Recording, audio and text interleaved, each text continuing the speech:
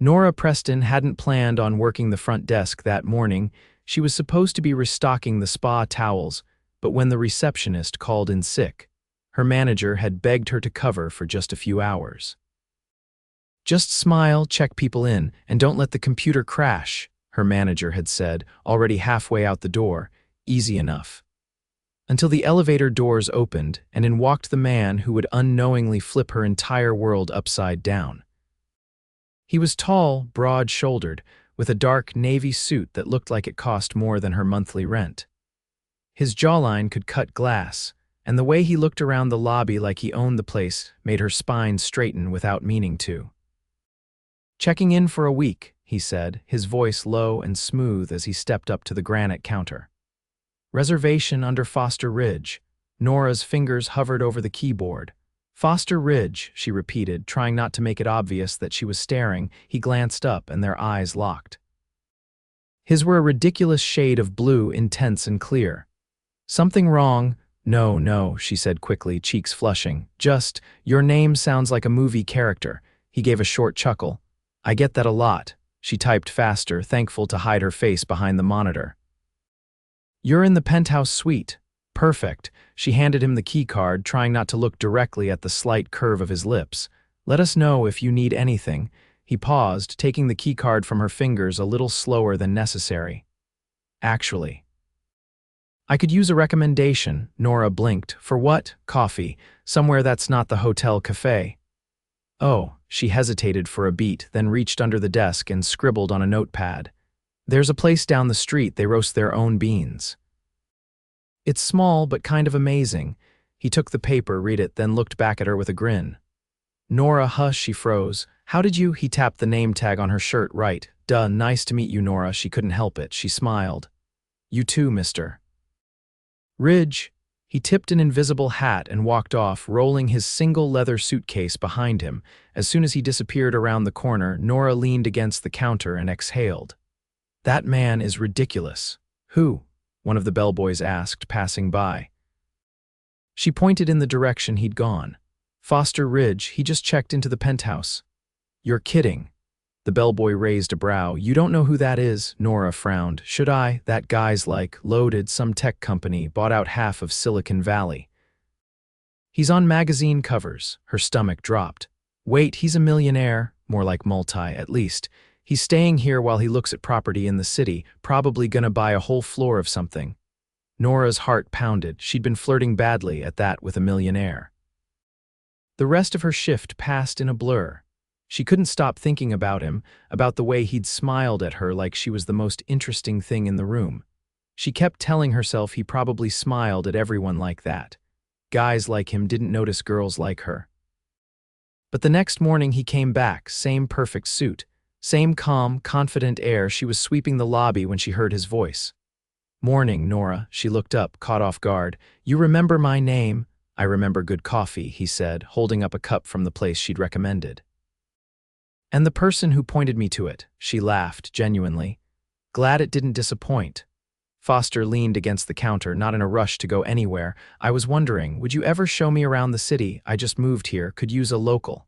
Nora stared at him, stunned. "You want me to show you around, unless you're busy?" "No, I'm not busy. I mean, I work, but I'm off tomorrow." He smiled again, and it did something weird to her ribs. "Then it's a date." It wasn't until the elevator doors closed behind him that she realized what he'd said, a date with Foster Ridge.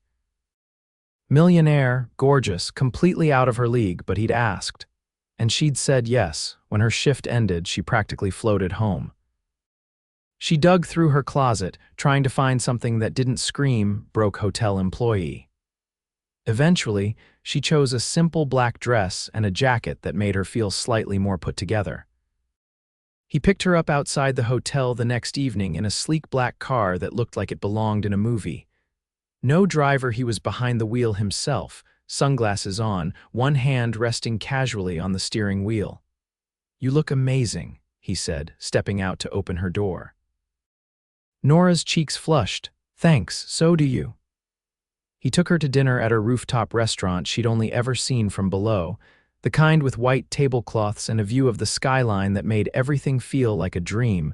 They talked through appetizers, laughed through dessert.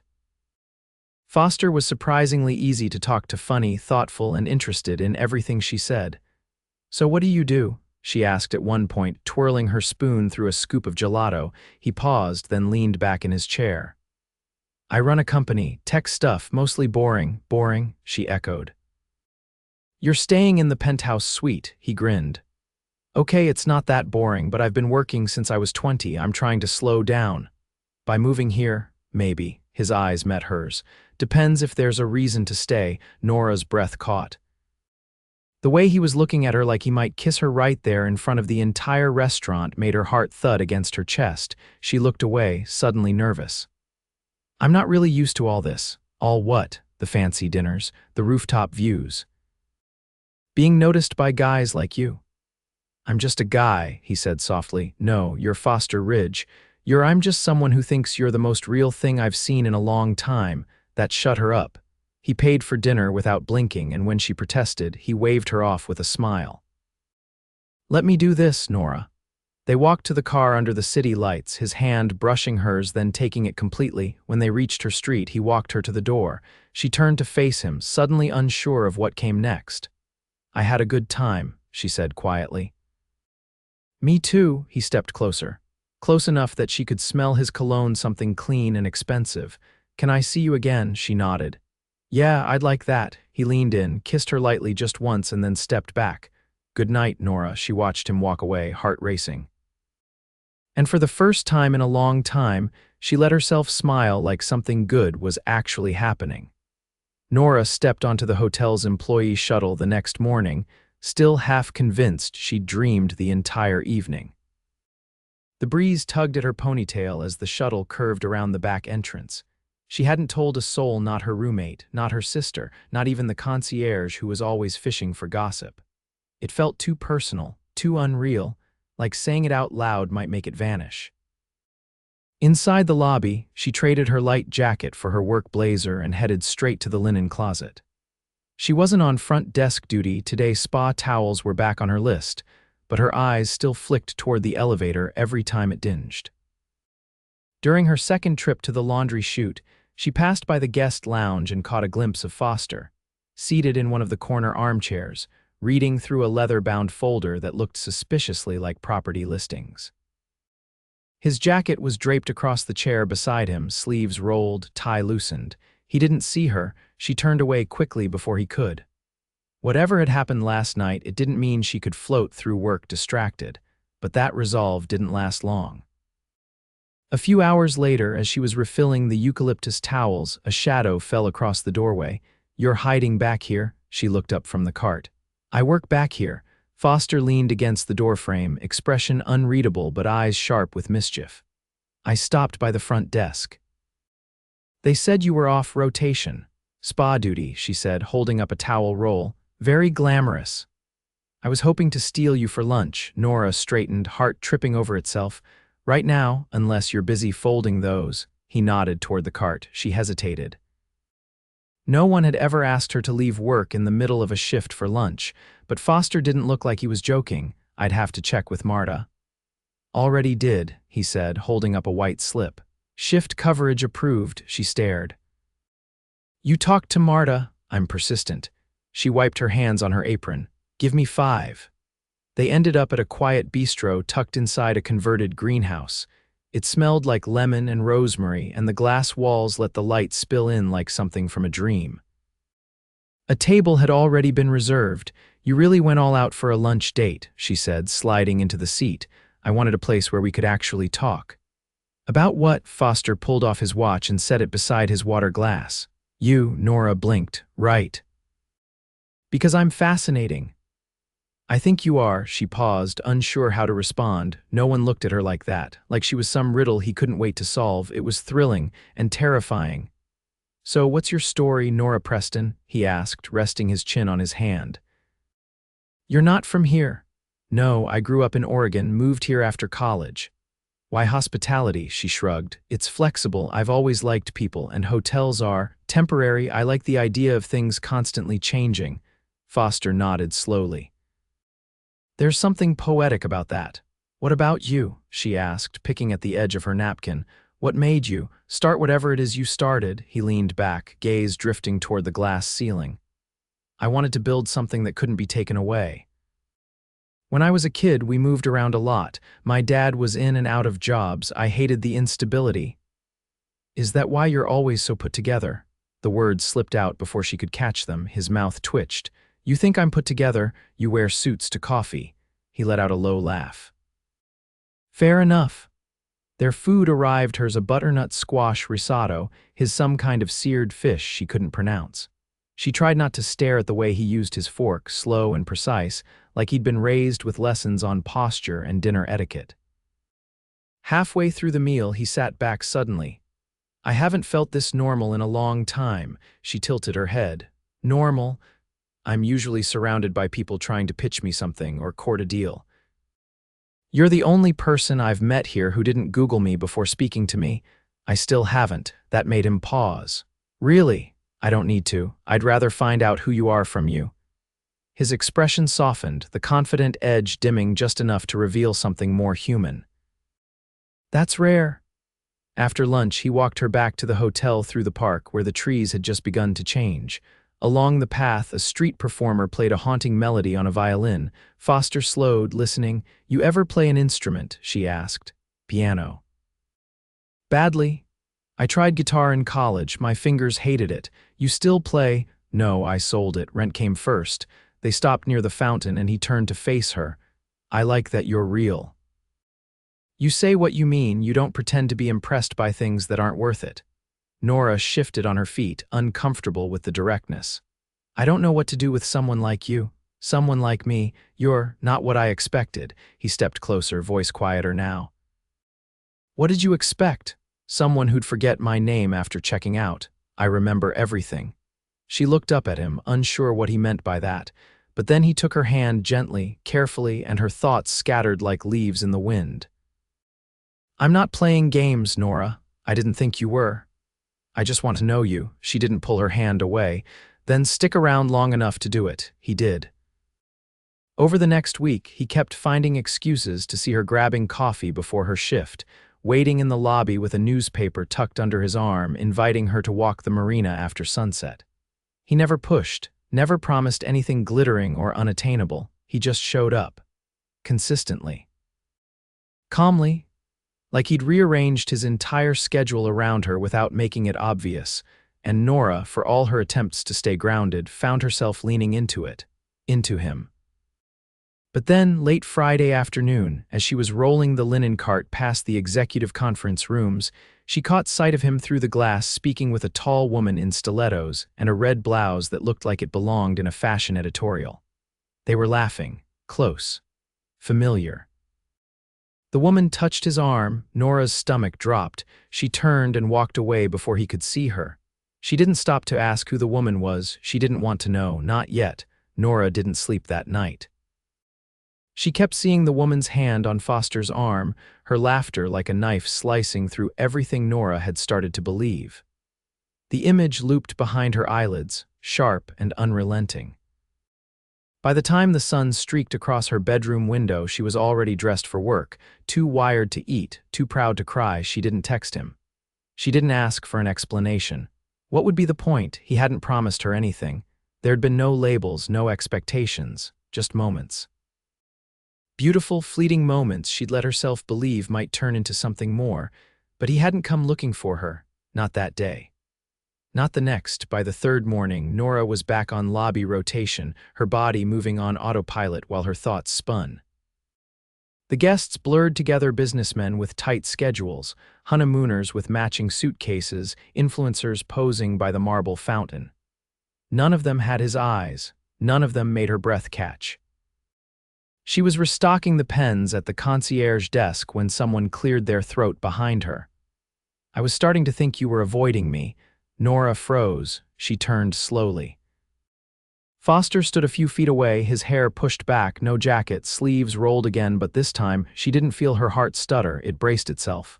I've been working, she said simply. I noticed. His gaze searched her face.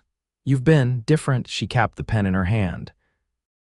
People don't always stay the same, especially when they see something they weren't meant to. He exhaled. You saw me with Celeste, Celeste. The name lodged in her throat like a stone. She seemed intimate. She's my sister. Nora blinked. She flew in from London to finalize some legal paperwork for the foundation we started in our father's name, he continued. We were meeting with our attorney. I didn't introduce you because I didn't know you were there. She swallowed hard, suddenly aware of the weight pressing into her chest. You didn't think I deserved to know that. I didn't think I needed to defend myself for talking to my family. You didn't, she said quietly, but maybe I needed you to say something anyway. They stood in silence, the hum of the lobby filling the space between them. He stepped closer, lowering his voice. I thought you trusted me. I did, she whispered. That's the problem. He looked like he wanted to touch her, but his hands stayed at his sides. Let me fix this.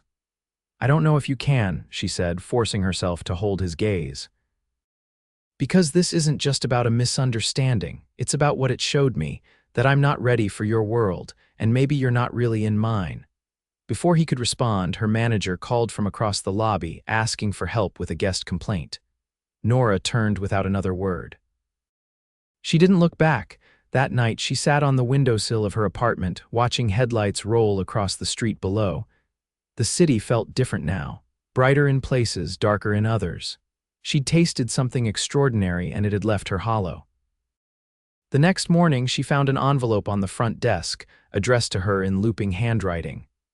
No return name, no note, just a sleek black folder inside. She opened it. Inside were 2 tickets to the Westbridge Gala, an exclusive charity event held at the top of the Dorian Tower, the kind of evening where gowns swept marble floors and champagne never stopped flowing. Attached was a card, one night, no expectations, just honesty.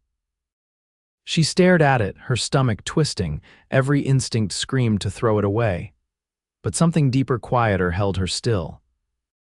By the time the sun dipped toward the horizon, Nora stood in front of her closet, fingers trailing over the one formal dress she owned, floor-length navy, simple neckline, no frills. She'd worn it once to a friend's wedding. It would have to do. She arrived at the Dorian Tower just before 8. The doorman didn't ask for her name. He simply opened the door and gestured her in. Inside, the elevator walls were plated in brushed gold, the music soft and orchestral. When the doors opened, the rooftop ballroom swallowed her in sound and light. Crystal chandeliers bathed the space in warmth. Waiters in white jackets moved between guests with practiced grace. A string quartet played near the far terrace, their violins rising above the conversation, and then she saw him. Foster stood near the balcony, his tuxedo tailored to perfection, a glass of something dark in his hand. He wasn't smiling. He looked like a man holding his breath. When their eyes met, he moved instantly. Nora, she took a breath. I shouldn't have come. I'm glad you did. She glanced around. This is a lot. It's not to impress you. No, it's to show you who I really am, all of it. Not just the guy who walks you to your door, not just the man in a suit at the front desk, but the one who spent every hour since that day wondering how I lost something I hadn't even gotten the chance to keep. She looked away, unsure how to anchor herself in the sea of people and silk and chandeliers. You don't belong in my world. Then I'll build one where we both do. But I'm not walking away from this. She turned back to him slowly. Even if I panic again, even if I don't always know how to be with someone like you, I'll wait, I'll learn, I'll mess up and keep showing up anyway. He reached into his jacket and pulled out a small, folded photo. He handed it to her. It was a picture of a modest house, vines climbing up the side, a crooked porch swing hanging off one chain. My childhood home, he said. We lost it when I was 12. I've spent years building a life that would never feel that unstable again. And it made me forget what matters. People, trust, you. Her throat tightened. I'm not asking you to trust the suit, he said, voice soft. I'm asking you to trust the man beneath it. She didn't speak. Instead, she reached for his hand and laced her fingers through his. And for the first time since she saw that woman in red, she breathed like the air didn't hurt. Foster led her by the hand through the crowd, past polished donors and press photographers, until they stepped onto the terrace. The air was cooler out there, laced with jasmine from planters hanging along the railings. The city glittered beneath them, buildings like spires of glass, streets ribboned with headlights. Nora stood still, her fingers still wrapped in his, but her thoughts racing ahead of her. She didn't speak until they were alone, shielded from the ballroom by tall hedges and the soft hush of string music drifting through the open doors. "Why me?" she asked finally, her voice low but steady. "You could have anyone here tonight. That blonde in the beaded dress has been watching you since we walked in." Foster turned toward her, his expression unreadable but his eyes unwavering. "Because you're the only one who sees me when there's nothing to prove." Nora looked down at their hands, unsure how to hold that kind of answer. "I've never been anyone's choice like that before. You've been mine since the moment I asked about coffee." She let out a short breath, more of a release than a laugh. "I thought I was ridiculous that day.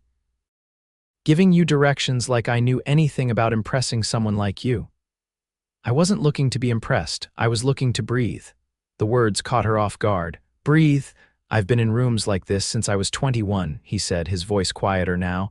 "Boardrooms, galas. Meetings where no one listens unless you're holding a check. It gets hard to remember who you were before the suits and signatures." Nora leaned her elbows against the railing, her gaze drifting over the skyline. "You make it look effortless." "It's not, it's armor." She turned back toward him. "So what happens when you take it off?" "I figure out who I want to be next." The answer wasn't polished, it wasn't rehearsed, and for the first time she didn't feel like she was standing across from a man filtered through wealth and reputation. She was standing across from someone who had chosen her, not despite where she came from but because of it. "I keep waiting for the catch," she said softly. "There's no catch. You say that like this could actually work. Like I could exist in your world without folding under it." "I don't want you to exist in my world," he said. "I want to build one with you, together." She stared at him, heart loud in her chest, then he reached into his pocket and held out a small object, a plastic keycard. The kind the hotel used, except this one had her name engraved on it in gold. "What's this?" she whispered. "It's symbolic. I asked your manager to transfer you to the guest experience team, full time. Better hours, better pay, no more towel carts or overnight shifts. You don't have to say yes." "I just didn't want you to feel stuck." Nora blinked. "You talked to Marta." "I didn't go through the back door," he said quickly. "I asked what was possible, then I stepped back. It's your choice, no pressure." She looked down at the keycard, the weight of it heavier than it should have been. "Why do all this?" "Because if I'm going to fall in love with you, I want to do it knowing you have every reason to stay exactly who you are." Her breath caught. "And I am falling," he added, quieter now. "Maybe I already did." Nora didn't answer, not with words. Instead, she stepped forward, cupped his face in her hands, and kissed him, not like she had before, nervous or unsure, but with full certainty, with trust. When they pulled apart, she rested her forehead against his. "You scare me." "Good." "Why good?" "Because that means it's real." She laughed once, then pulled back slightly. "You're going to be impossible to walk away from, aren't you?" "I hope so."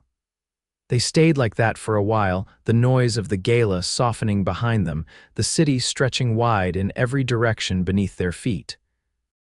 Later, when they returned to the ballroom, hand in hand, Foster didn't take her to the center of the room.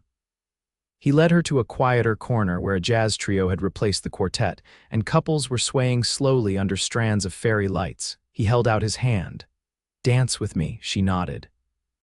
They moved together like they'd always known how. Like they'd been waiting for this moment through every wrong turn and every quiet night, wondering if something was missing. At some point, the music faded, but they didn't stop. Not until the lights began to dim and the crowd began to thin.